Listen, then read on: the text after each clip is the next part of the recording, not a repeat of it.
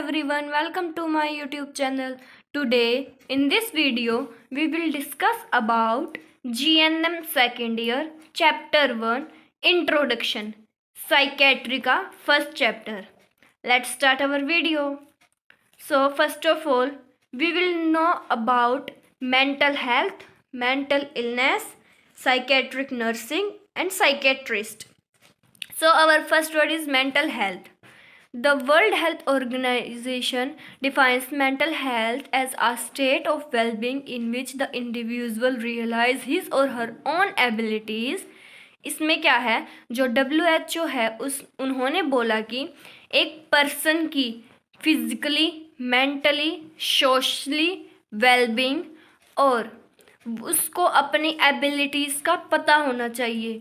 कोई भी नॉर्मल जो स्ट्रेस होता है लाइफ में उससे कोप अप करने में उसको हेल्प मिलती है और लाइफ को फुल्ली प्रोडक्टिव तरीके से और फ्रूटफुली क्या है जीने की कोशिश करता है और कम्युनिटी में अपना कोई ना कोई कंट्रीब्यूशन करने का हिम्मत रखता है. Second word is mental illness. जो ये एक तरह की टर्म है जो एनकम्पासेस करती है न्यूमरस साइकेट्रिक डिसऑर्डर्स को. नेक्स्ट है साइकेट्रिक नर्सिंग. ये एक ब्रांच है नर्सिंग की जिसमें प्रिवेंशन, केयर, क्योर जो मेंटल डिसऑर्डर होते हैं उनकी की जाती है. नेक्स्ट है psychiatrist. According to American psychiatrist association, जो ये एक साइकेट्री एक फिजिशियन के द्वारा स्पेशलाइज की जाती है डायग्नोस, ट्रीटमेंट और प्रिवेंशन, और कुछ सब्सटेंस यूज डिसऑर्डर भी होते हैं. Next is psychiatry. ये एक ब्रांच ऑफ मेडिसिन है जो कि डील करती है साइंस से और इसकी कुछ प्रैक्टिसेस है जैसे कि treating mental emotion behaviour disorder को ट्रीट करने में हेल्प करती है.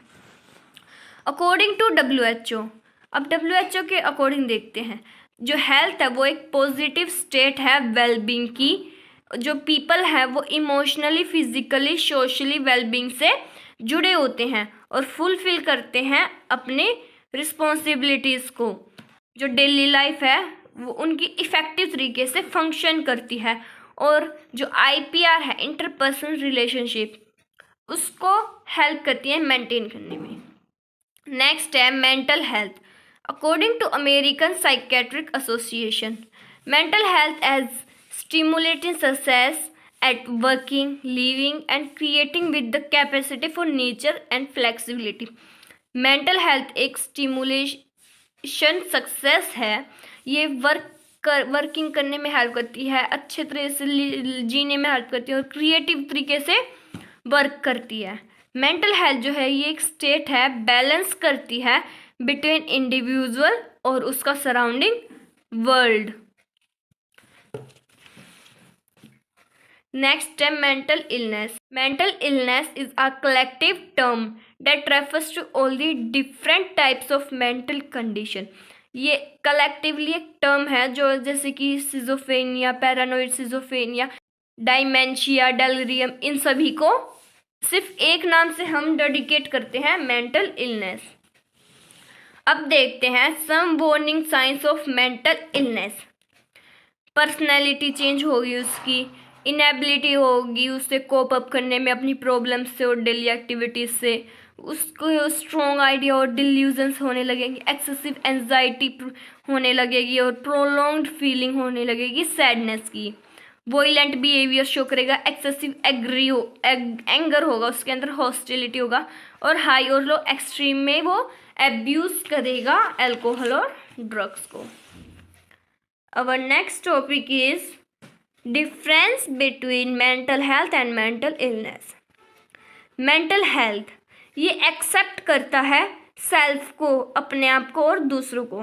Mental illness इनएडिक्वेट poor self concept, मतलब उससे अपने आप में सेल्फ कॉन्सेप्ट जो है वो डाउन शो होगा.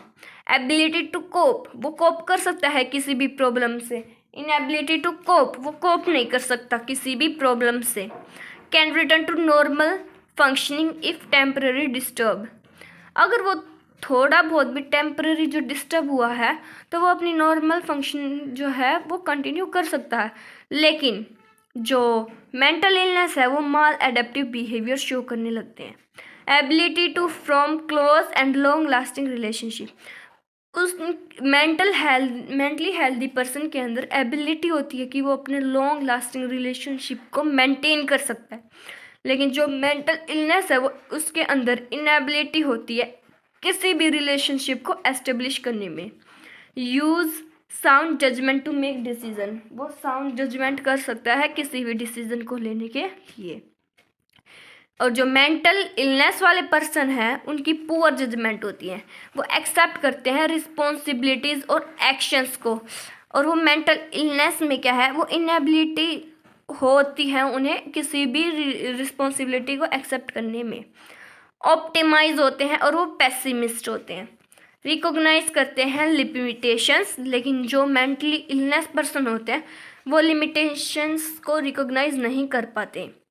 Can functioning effectively and independently, वो जो फंक्शनिंग है वो इंडिपेंडेंटली कर सकते हैं और इफ़ेक्टिव तरीके से, लेकिन जो मेंटली इलनेस पर्सन होते हैं वो एग्जिबिशन करते हैं, वो डिपेंड होते हैं दूसरों पर। एबल टू परसीव रियलिटी, जो मेंटली हेल्दी पर्सन होते हैं वो एबल है अपनी रियलिटी को परसीव करने में, लेकिन जो मेंटली इलनेस पर्सन है वो अनेबल है परसीव करने में रियलिटी को। नेक्स्ट है characteristics of mentally healthy person. They are following characters for, कुछ कैरेक्टर्स हैं मेंटली हेल्दी पर्सन क्या देखते हैं। ही इज़ वेल एडजस्टेड, वो अपने आप को अच्छे से एडजस्ट करना जानता है।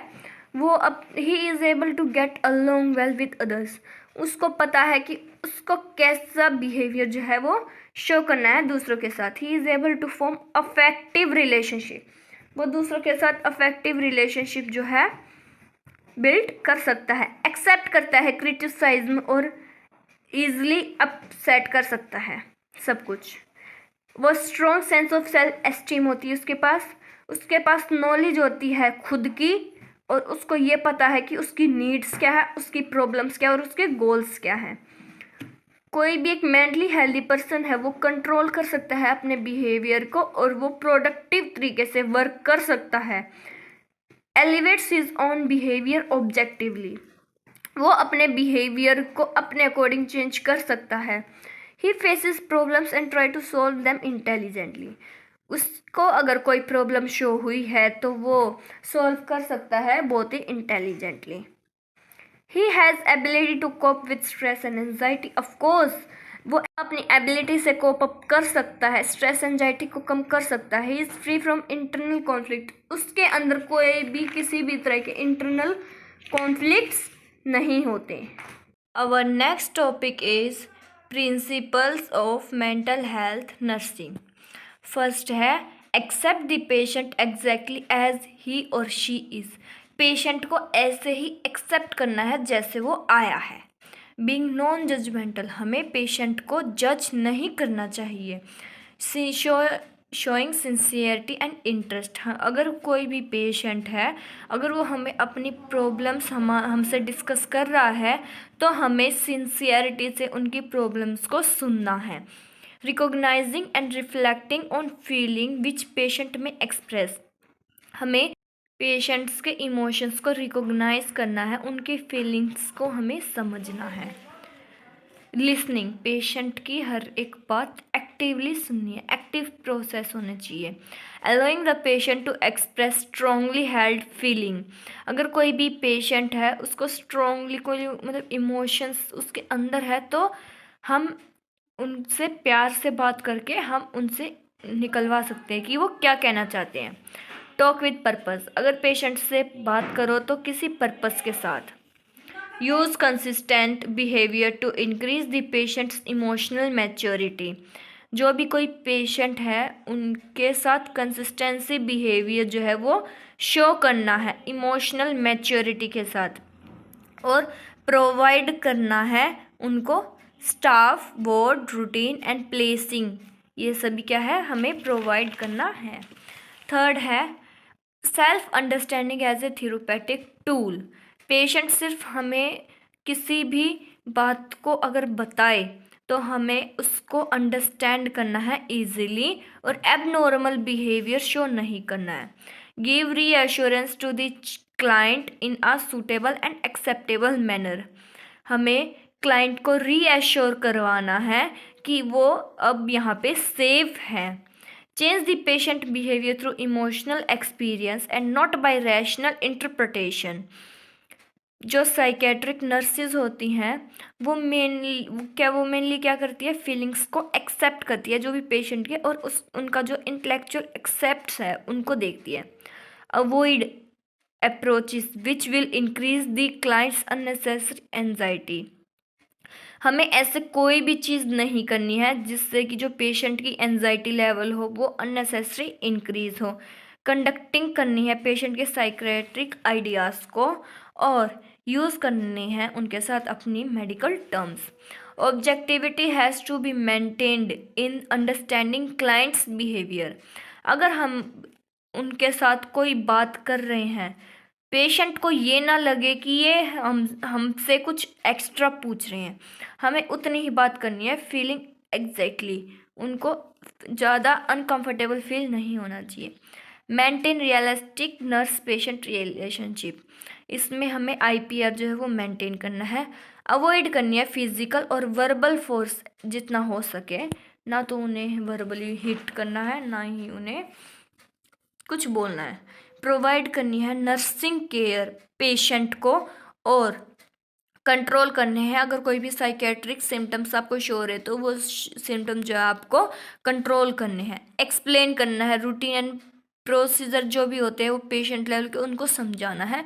लास्ट है maintain and retain the basic nursing principles to suit the patient while performing the ward nursing procedure. हमें पेशेंट को बोलना है कि अगर आपके साथ कोई भी प्रोसीजर कर रहे हैं तो आप हमारा उसमें सहयोग दें। कंफर्ट प्राइवेसी ये हमारी जिम्मेदारी है आपको प्रोवाइड करने की। That's enough for today.